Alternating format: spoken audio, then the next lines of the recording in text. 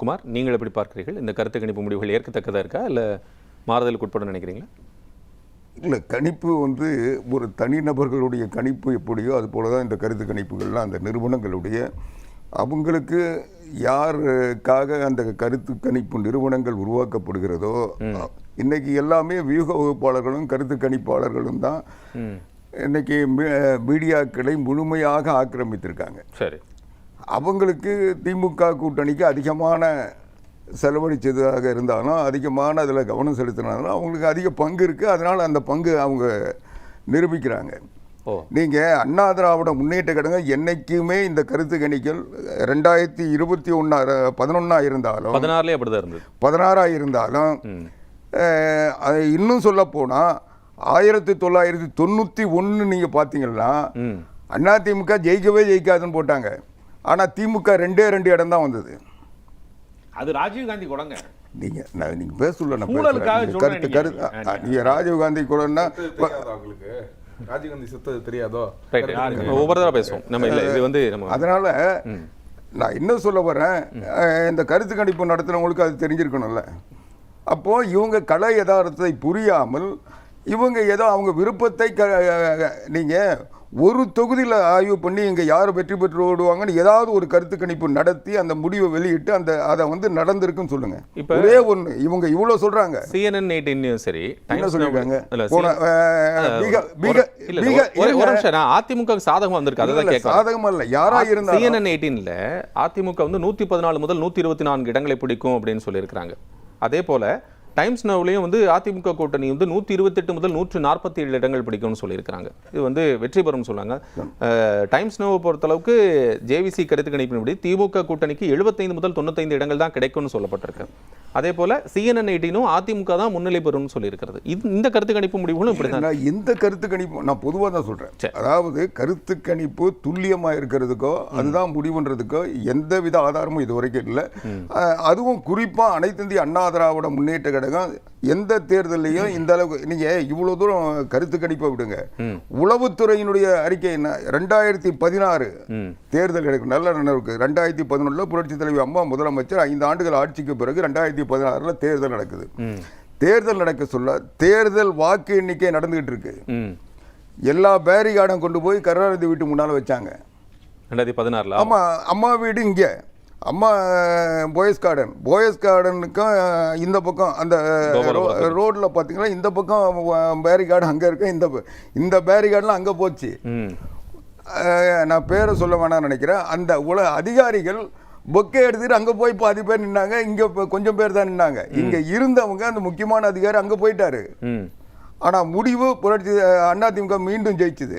நான் எதுக்கு சொல்றேன்னா மக்களுடைய மனநிலையை யாரும் உணர முடியாது. ரெண்டாவது, இந்த கருத்து கணிப்பு பல்லாயிரக்கணக்கான மனிதர்களுடைய உணர்வு. இதை நீங்க ஒரு 10 பேர்கிட்ட கேட்டுட்டு எல்லாரும் இப்படிதான் முடிவெடுத்திருப்பாங்கன்னு சொல்றது சாத்தியம் இல்லை. ஆனா பெரும்பாலும் இந்த முடிவுகள் இப்போ 2021 நம்ம கூட எடுத்துக்கோம். 2021 திமுக ஆட்சிக்கு வரும் என்று தேர்தலுக்கு பிந்தைய கருத்து கணிப்பு முடிவுகள் அப்படித்தான் வந்தது. எண்ணிக்கையில் வேணா டிஃபரன்சஸ் இருந்துச்சே தவிர. சரி, இல்லை 2021 நீங்க சொல்றீங்க, நான் ஏத்துக்கிறேன். 2016 அதே கருத்து கணிப்பு என்ன சொல்லிச்சு? 2011 என்ன சொல்லிச்சு? 2011 திமுக வரும் சொல்றதுக்கு அவங்களுடைய வியூக நிறுவனங்கள் வடிவமைப்பு கொடுத்தவங்க அதனுடைய பணியை அவங்க செஞ்சுட்டு தான் இருக்காங்க. இப்போவும் எங்களுக்கு சாதகமாக செஞ்சவங்க அதை செஞ்சுட்டு தான் இருப்பாங்க. டிஎம்கேக்கு அந்த பிரச்சாரம் பண்ண நிறுவனங்கள் அவங்களுடைய பங்களிப்பு அதில் செலுத்திட்டு தான் இருப்பாங்க. இல்ல அப்படின்னா ஒரு நிறுவனம் தானே சார் வரும்? ஒட்டுமொத்தமா 4-5 நிறுவனம் அது மாதிரி வராதுல்ல. பேரை வச்சு 4 நிறுவனம் சொல்றீங்க நீங்க. ஒவ்வொரு நிறுவனம். நான் ஒரு உதாரணம் சொல்றேங்க. நீங்க ஏஎன்ஐ செய்தி வாங்குறீங்கன்னா அந்த செய்தி ஒரே செய்தி தானே. நீங்க உங்களுக்கு தேவையானது எடுப்பீங்க, அவங்க அவங்களுக்கு தேவையானது எடுப்பாங்க. அதை நீங்க டெவலப் பண்ணிப்பீங்க. அதுதானே ஒரு செய்தி நிறுவனம் தர செய்தி என்பது எப்படியா இருக்கும்? ஒரு செய்தி தான் அவங்க சொல்லுவாங்க.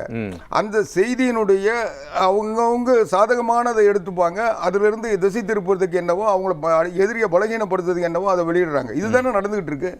செய்தி நிறுவனங்களே அப்படி நடக்க சொல்ல கருத்து கணிப்பு நிறுவனங்கள் எப்படி உங்களுக்கு இப்போ இது ஒன்றும், அதாவது நான் என்ன சொல்ல வரேன்னா இது கருத்து கணிப்பு என்பது கருத்து திணிப்பு தான்.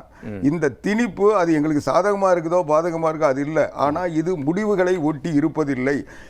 நீங்க உதாரணத்துக்கு எடுத்துங்க, பீகார்ல என்ன சொன்னாங்க, இப்போ ரொம்ப தூரத்துக்கு போக வேண்டாம், ஒரு 6 மாதத்துக்கு முன்ன பீகார்ல யாராவது இவ்வளவு பெரிய வெற்றிய என்டிஏ கூட்டணி பெறும் சொன்னாங்களா? அப்போ அதுதான் இதுவும். அதாவது இதுல வந்து எந்த அளவுக்கு இதை வந்து யாராலும் யூகிக்க முடியாது. இந்த எடுத்த கருத்து கணிப்புகள், அந்த கருத்து கணிப்புகளை எடுத்த பிரசாந்த் கிஷோருடைய நிலைமை என்னன்றது தெரியும். அது ஒரு பக்கம் இருக்கட்டும். ஆனா இப்ப நீங்க என்டிடிவியோட பீப்புள் பல்ஸ் பார்த்துருக்காங்க, அதே போல வந்து பிமார்க் சொல்லியிருக்காங்க, மேட்ரிக்ஸ் சொல்லியிருக்காங்க. இந்த 3 பேர் வந்து திமுக கூட்டணி முன்னிலை பெறுன்னு சொல்றாங்க. அதே போல டைம்ஸ் நோவோடைய ஜேவிசியும் CNN18 ஓட்டர் வைபவம் சேர்ந்து அதிமுக கூட்டணி முன்னிலை பெறுன்னு சொல்றாங்க. எப்படி புரிஞ்சுக்கிறது? நீங்க முன்னிலை பெறுறது பின்னிலை பெறுறதா இல்லைங்க, அந்த இடங்களை பிடிச்சிருன்னு சொல்றாங்க. நீங்க எப்படியும் புரிஞ்சுக்க வேணாம். அது கருத்து கணிப்பு அவ்வளவுதான். அது அவங்களுடைய மனநிலை அல்லது அந்த நிறுவனத்தினுடைய உளநிலை. அதே தானே சார், அங்க இருக்கக்கூடிய மக்கள் தானே சார் இதுலயும் வர்றாங்க. இதுல ரெப்ரசன்டேஷன் தானே சார் வருது. எந்த மக்கள்ங்க? நீங்க ஒரு தொகுதி எடுத்துட்டீங்கன்னா 4 லட்சம் பேர் 3 லட்சம் பேர் ஓட்டு போடுறான். நீங்க 40 பேர் கிட்ட கேட்டுட்டு இந்தியா முழுக்க வந்து தமிழ்நாடு முழுக்க 234 தொகுதிகளுக்கு முடிவு எடுத்துட முடியுமா? அதனால இதை வந்து ஒரு என்ன சொல்றது, ஒரு வியூகம் தானே தவிர ஒரு அரசியல் வியூகத்தை மாதிரி அது வந்து கருத்து.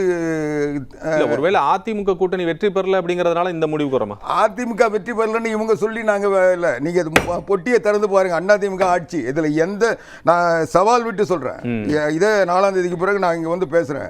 அதிமுக ஆட்சி, எடப்பாடி பழனிசாமி முதலமைச்சர், நீங்க எந்த கருத்து கணிப்புல என்ன வெளியிட்டீங்களா 4 நாள் வேணா சந்தோஷப்படலாம். 4 நாள் வந்து திமுக காரங்க நம்ம ராஜகம்பீரம் போலவங்க எல்லாம் மகிழ்ச்சியா வேண்டாம். எனக்கு ஆதரவா வந்த கருத்து கணிப்பே எனக்கு வேண்டான்ற இது உங்களுக்கு ஆதரவா வந்தா கூட ஒத்துக்க மாட்டீங்களா? தேர்தலுக்கு முன்னாலனாலும் திமுக ஆதரவா வந்தா ஒத்துக்க மாட்டீங்க, அதிமுக ஆதரவா வந்தா ஒத்துக்க மாட்டீங்களா? நீங்க வேண்டான்ற இதுக்கு முன்னால, தேர்தலுக்கு முன்னாலனாலும் அது ஒரு சிலருடைய மனதை மாற்றத்துக்காக ஒரு ஏதாவது ஒரு வகையில ஒரு சின்ன ஆறுதல் பட்டுக்கலாம் சொல்றீங்க. ஒரு சின்ன ஆறுதல் பட்டுக்கலாம், ஒரு பங்காற்றி இருக்கோம். இப்ப இது வந்து இந்த மீடியாக்களுக்கு வேணா ஒரு பேசு பொருளாகவும் அவங்க ரேட்டிங்கை உயர்த்ததுக்கு இல்ல அவங்களுடைய செய்திகளை நீங்க வெளியிடுறதுக்கு ஒரு கருவியா இருக்குமே தவிர, அப்படின்னா இந்தியா முழுசும் இத்தனை நிறுவனங்கள் இதை ஒரு வேலையாக எடுத்து யாரும் செய்ய மாட்டாங்க. இதை வந்து மக்கள் மனநிலையை படிக்கிறதுக்கான ஒரு சூழல். அத வந்து தேர்தலுக்கு எப்படி வாக்களிச்சிருக்கேன்னு தான் கேக்குறாங்க. இதுல தேர்தலுக்கு முந்தைய, நீங்க பல தேர்தல் பார்த்திருக்கீங்க, தேர்தலுக்கு முந்தைய கருத்து கணிப்பாது நான் இவங்களுக்கு ஓட்டு போட போறேன்னு சொல்றவங்க மாத்தி ஓட்டு போடலாம். தேர்தலுக்கு பிந்தைய கருத்து கணிப்பு முடிவுபடி நான் இன்னாருக்கு ஓட்டு போட்டேன்னு சொல்ற மாத்தி யார் சொல்ல முடியாதுல்ல? சொல்ல முடியாது. அதுதானே இது. ஆனா வடிவேல் ஒரு படத்தில் சொல்வார்ல, உனக்கம் போட்டேன், ஏன்னா இவங்ககிட்டயும் காசு வாங்கினா அவங்ககிட்டயும் காசு வாங்கினா ஒரு குத்து உனக்கம் குத்தமா. அதான் நீங்க என்ன சொல்ல போனா, தேர்தலில் ஒரு இவங்களுக்கு ஓட்டு போட்டோன்னு வெளியிடுறதே வந்து ஒரு சரியான நிலைப்பாடோ விதிமுறைக்கு உட்பட்டதோ இல்லை. நம்ம ஓட்டு போட்டதை நம்முடைய சுதந்திரம், நம்முடைய உரிமை, அதை வந்து அடுத்தவங்களுக்கு காட்டக்கூடாதுன்றதான் தேர்தல் விதி. ஓட்டு போட்டுட்டு இன்னாருக்கு ஓட்டு போட்டேன்னு சொல்லக்கூடாது. நான் ஓட்டு போட்டு முடிச்சக்கப்புறம் தேர்தலுக்கு சொல்லல, தப்பு இல்லையே. முடிவு வந்த பிறகு சொல்லாங்க, முடிவு வர வரைக்கும் அது சொல்லக்கூடாதுன்றது விதிமுறை. அதனாலதான் 6:30 மணி வரைக்கும் வெளியிடல யாரும், அதுக்கப்புறம் தான் வெளியிடுறாங்க. 6:30 மணிக்கு வெளியிட்டாலும் 7:30 மணிக்கு வெளியிட்டாலும் அவங்க சொன்னது எப்போ? ஓட்டு போட்டு வரவங்க கிட்ட தான் கேட்டிருப்பாங்க. 4-5 நாள் கழிச்சு தானே சொல்றாங்க. அது இல்லைங்க. நீங்க ஒரு ஓட்டுல ஒரு வெற்றி நிர்ணயிக்கப்படுங்க. நீங்க நல்லா புரிஞ்சுங்க. ஒரே ஒரு ஓட்டு நீங்க கேட்டால 4 லட்சம் பேர்கிட்ட கேட்டிருந்தா கூட அந்த 4,01,000 ஒரு ஆளை விட்டுட்டு இருந்தீங்கன்னா அவன் ஓட்டு ஒரு முடிவை மாத்திரும். 3,999 பேர் வந்து ஒரு முடிவு ஒருத்தர் வந்து மாத்தி சொல்லிடலாங்கிறீங்க. இல்ல 399 பேர் யாருக்கு ஓட்டு போட்டாங்க உங்களுக்கு தெரியும்னு கூட நான் ஏத்துக்கிறேன். ஆனா அந்த ஒரு ஆளை போட்டது உங்களுக்கு தெரியாதனால நீங்க வந்து அந்த ஈக்குவல் பண்ணி வச்சிருந்தா அதை கிராஸ் பண்ணிடல. இல்ல இப்ப திரு ராஜகம்பீரன் ஒரு கேள்வி கேட்டாரு. இப்ப என்னன்னா, உங்களுக்கு சாதகமா இருக்கக்கூடிய 2 கருத்து கணிப்பு முடிவுகளை ஏற்கிறீங்க மறுக்கிறீங்களா? நான் எதையுமே ஏற்கல. கருத்து கணிப்புன்றது ஒரு கணிப்பு. அது ஒவ்வொரு, அதுதான் நான் கேட்கிறேன். அந்த கணிப்பை தான் ஏற்கிறீங்களா? நம்ப மாட்டீங்களா? இவங்க சொல்லி நாங்க நம்ப வேண்டிய அவசியம் இல்லைங்க. எங்களுக்கு நாங்க மக்களை படிச்சிருக்கோம், மக்கள் எங்களை வந்து யாருன்னு தெரியும், நாங்க மக்களோட பழகி இருக்கோம், எங்க கூட்டணி கட்சிகள் என்ன பணியாற்றி இருக்காங்கன்னு எங்களுக்கு தெரியும். அந்த நம்பிக்கை இருக்கு. நாங்க வந்து இவங்க சொன்னதுக்குனால அது நடந்துரும். இந்த சாம்பிள் சைஸை வச்சு நாங்க ஏத்துக்க மாட்டோம். சாம்பிள் சைஸ் எங்களோட அதிமுகவை பொறுத்த வரைக்கும் எந்த தேர்தலையும் வெற்றி பெறும் சொல்ற மனநிலை அவங்களுக்கு இருந்தது இல்ல. ஓகே. அதான் அவங்க எடுக்கிற சாம்பிள் அவங்க எங்களுக்கு ஆதரவானவங்ககிட்ட எடுக்கல இல்ல அவங்க யாரு உங்களுக்கு வந்திருக்கு 2 என்ன ஆதரவு வந்திருக்கே சார். அது ஒரு சிலர் வந்துட்டுங்க. அது இல்ல நாங்க பெரும்பாலும் நம்ப முடியலங்க, அதை நம்ப முடியலன்றது இல்லை, ஏத்துக்க மாட்டேன்னு சொல்றாரு. நாங்க கருத்து கணிப்பா பாக்குறோம், இது தேர்தல் முடிவா பார்க்கல. ரைட் குமார், இதுல வந்து இப்போ அவர் சொன்ன ஒரு பாயிண்ட் வந்து எடுத்துக்க வேண்டியிருக்கு. என்னன்னா இப்போ திமுகவுக்கு எதிராக இருக்கக்கூடியவர்கள் தனித்தனியாக பிரிந்து நிற்கிறார்கள், அங்கே வந்து யூனிஃபைடா எதுவுமே சொல்றதுக்கான இல்லை, அப்போ அதனால பிரிஞ்சு இருக்கு அப்படிங்கிறது ஒரு ரெப்ரசன்டேஷன் இருக்கு அப்படின்னு நான் இதே எப்படி சொல்றேன். பாரதிய ஜனதா கட்சிக்கு எதிரான வாக்குகள் பிரிஞ்சிருக்குன்னு எடுத்துக்கினா எப்படி இருக்கும் நீங்க கேட்ட கேள்விக்கு? அதனால யாருக்கு எதிரின்றது இல்லை, யார் மக்களுக்கு தேவைப்படுறவங்கன்றது தான். யாருடைய ஆட்சி மக்களுக்கு பாதுகாப்பாக இருந்தது, யாருடைய ஆட்சியில் வந்த திட்டங்கள் மக்களை சென்றடைந்தது, மக்கள் அதை பயன்படுத்தியிருக்காங்கன்றது தான். அவங்க அதை உணர்ந்திருக்கிறாங்க. நான் போய் உனக்கு அதை செஞ்சிட்டேன்னு சொல்றது வந்து எல்லாரும் சொல்லலாம், ஆனா நீங்க வந்தீங்க இதை செஞ்சிருக்கீங்கன்னு சொல்லி மக்கள் சொல்லணும். அதன் பயனை நுகர்ந்தவர்கள், பயன்படுத்தியவர்கள், அதனால் வளம் பெற்றவர்கள் அல்லது அதனால் நன்மை அடைந்தவர்கள், அவங்க வந்து மனப்பூர்வமா என் குழந்தை இன்னைக்கு மருத்துவராக இருக்குன்னா அதுக்கு காரணம் எடப்பாடியார் கொண்டு வந்த 7.5 விழுக்காடுன்னு அவங்க சொல்கிறாங்க. என்னுடைய நிலத்தில் இன்னைக்கு நல்லா பயிர் நடக்குதுன்னா அவர் கொண்டு வந்த குடிமராமத்து திட்டத்தில் அந்த நீர்நிலைகள் பாதுகாக்கப்பட்டது, அதனால் நான் இன்னைக்கு விவசாயத்தை பாதிப்பு இல்லாமல் செய்கிறேன்னு சொல்லணும். சிறப்பு வேளாண் திட்டத்தை டெல்டா பகுதியில் கொண்டு வந்ததுனால அங்கே வேற தொழில் வராமல் மீத்தேன் எரிவாயு எடுக்க முடியாத ஒரு நிலையை சட்ட ரீதியாக பாதுகாப்பை ஏற்படுத்தி தந்தார், அதனால் நாங்கள் இன்னைக்கு நல்லா இருக்கோன்னு சொல்லணும். இது எல்லாமே மக்கள் உணர்ந்ததை, அவர்கள் பயன்படுத்தியதை. அவங்க இன்னைக்கு புரட்சி தலைவி அம்மா கொண்டு வந்த 20 கிலோ விலையில்லா அரிசி இன்னைக்கும் நாங்க வாங்கிட்டு இருக்கோன்னு அவங்க சொல்றாங்க. இன்னைக்கு பள்ளிகளில் போனா மாணவிகள் நாங்க இலவச சைக்கிள் திட்டத்தை, எங்க வீட்டில் பாருங்க 2 சைக்கிள் இருக்கு, எங்க 2 குழந்தைங்க படிச்சிருக்கு, +1 படிச்ச உடனே அந்த சைக்கிள் கிடைச்சிருக்குன்னு சொல்லி அவங்க உணர்றவங்க சொல்றாங்க. அந்த ரிஃப்ளெக்ஷன் வந்து இதுல வரணுமா? அது வந்திருக்கா? இல்ல, வரணும் வரலன்றது இல்லை. அதை வந்து அந்த பயன்படுத்துறவங்க அவங்களுக்கும் அவங்களுடைய தேவைகள் அங்கே நிறைவடைந்திருக்கு, அதனால் அவங்களுக்கு ஒரு திருப்தி இருக்குது. அவங்க எல்லாத்தையும் ஒப்பிட்டு பார்ப்பாங்க. இவங்க வந்தால் என்ன செய்வாங்க, இவங்களால செய்ய முடியுமா, இவங்களுக்கு அனுபவம் இருக்கா, இவங்க வந்து என்ன செய்வாங்க, இவங்க வந்தாங்கன்னா மத்திய அரசு கிட்ட நிதி வாங்கி இவங்களால செய்ய முடியும், இவங்க வந்தாங்கன்னா மத்திய அரசு நிதி தர மாட்டாங்கன்னு இவங்க சொல்லுவாங்க, அவங்க நாங்கள் தந்தோன்னு சொல்லுவாங்க, இவங்க சண்டை போட்டுக்கிட்டு இருப்பாங்க. நமக்கு வர வேண்டிய வளர்ச்சி தடைப்படும், தமிழ்நாட்டுக்கு கிடைக்க வேண்டிய நன்மைகள் கிடைக்காது. எடப்பாடி பழனிசாமி ஆட்சியில் இருந்தார், அவர் மத்திய அரசு அணுகி 11 மருத்துவக் கல்லூரிகள் அரசு துறையில் உருவாக்கினார், 11 மருத்துவ கல்லூரிகள் பொது மருத்துவமனை. திமுக சொல்லுது. திமுக என்ன சொல்றாங்கன்னா, நாங்கள் வந்து இத்தனை நலத்திட்டங்களை கொண்டு வந்திருக்கிறோம், இந்த நலத்திட்டங்கள்லாம் கொண்டு போயிருக்கு, அது மூலியமாக எங்களுக்கு அந்த வாக்குகளா பதிவாயிருக்கு, ஏன்னா வீட்டுக்கு ஒரு நலத்திட்டம் போயிருக்கு அப்படின்னு அவங்க சொல்றாங்கல்ல.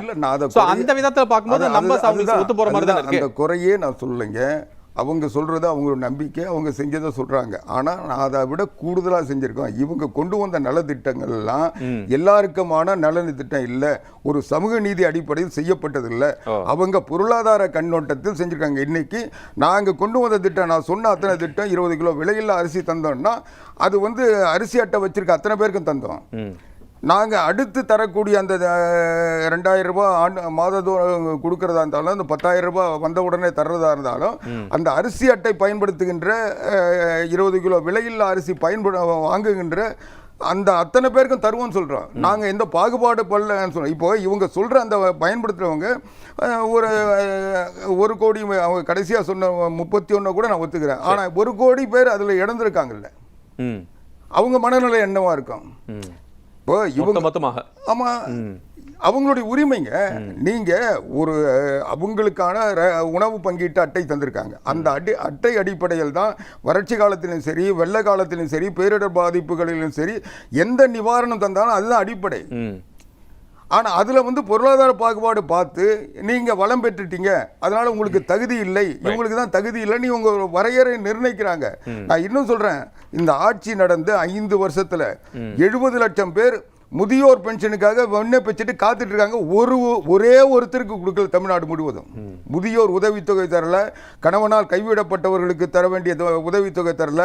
இன்னும் சொல்ல போனா 59 வயது முடிந்த முதிர்கன்னிகள் அத்தனை பேருக்கும் அவங்களுக்கு இந்த உதவித்தொகை தந்துகிட்டு இருந்தோம். அதை இந்த ஏற்கனவே இருந்தவங்களுக்கு கொடுத்துருக்காங்களே தவிர புதுசா இன்னைக்கு 70,000 பேர் விண்ணப்பிச்சுட்டு காத்துட்டு இருக்காங்க. சட்டமன்றத்தில் கடைசியா நடந்த சட்டமன்ற இந்த இடைக்கால பட்ஜெட் வச்ச கூட்டத்தொடரில் 50,000 பேருக்கு தருவோம் சொன்னாங்க. இதை தொடர்ந்து இந்த 4 வருஷமா முதலமைச்சரே தருவோம் சொல்லி கூட தரல. அதனால அவங்க இந்த விண்ணப்பிச்சுட்டு காத்துட்டு இருக்க அந்த 70 லட்சம் பேர் ஓட்டு போடுவாங்களா? அதனால இந்த கருத்து கணிப்புகள் ரெண்டாவது ஒண்ணு சொல்லி முடிச்சிடுறேன். இந்த கருத்து கணிப்புகள் சரியானதுன்னா எல்லாரும் இந்த அத்தனை கருத்து கணிப்பும் ஒன்றா இருக்கணும். ஏன் ஒருத்தர் ஒன்று அதிமுக ஜெயிக்கின்றாங்க, ஒருத்தர் தாவேகா ஜெயிக்கின்றாங்க, ஒருத்தர் நாம் தமிழர் ஜெயிக்கின்றாங்க. அவங்களுக்குள்ள அது ஒரு சரியான வரையறையோ சரியான திட்டமிடல். ஒரு விஷயம் சொன்னாரு, 75 திமுகவுக்கும் 25 அதெல்லாம் எனக்கு எதுவுமே பிரச்சனை. அதுதான் நான் அதை ஏத்துக்கிட்டாதான் நீங்க சொல்றதுக்கு நான் பதில் சொல்லணும். நான் சொல்றது இவங்க ஒரு கருத்து ஒரு ஒற்றுமை இல்லைங்கிறீங்க. இல்லைங்க, நீங்க ஒரு உண்மையை எந்த திசையில இருந்து பார்த்தாலும் அது ஒரே வழிகையா தானே இருக்கணும். ஏன் மாறுது? அப்போ ஆளுக்கு ஏற்ற மாதிரி மாறுமா? ஆமா, மனிதனுடைய மனம் அப்படித்தானே இருக்கு. அப்போ அதையும் ஏத்துக்கணும். நாங்க ஒரே மாதிரி தானே சார் வரணும். இல்ல, மனிதனுடைய வாக்குகள் எப்படி இல்லைங்க, அதை ஏங்க நாங்க ஒரே வீட்ல 4 பேர் 4 வாக்கு போடுறாங்க, 4 பேருக்கு போடுறாங்க. சரி, இதுல யார் சொல்றது சரின்னு எப்படி நாங்க நீங்க முடிவெடுக்க முடியும், நான் முடிவெடுக்க முடியும்? அதனால இது கருத்து கணிப்பு, அவங்களுடைய கணிப்பு. அது ஒவ்வொரு மனிதனுக்கு இடையிலும் வேறுபாடு இருக்கும், மாறுபாடு இருக்கும். அவங்களுடைய தாக்கத்தின் அடிப்படையில் அதை உறுதிப்படுத்துறாங்க. அதை நம்ம ஏற்க வேண்டிய அவசியம் இல்லைன்றது. அது எங்களை வெற்றி பெற்றவங்க சொன்னாலும் சரி, இன்னொரு வெற்றி பெற்றவங்க சொன்னா அது உண்மையா இருக்க போறது இல்லை. ஏன்னா உண்மை என்பது உறங்கிக் கொண்டிருக்கிறது. அது 4 நாள்ல வெளிப்படும்.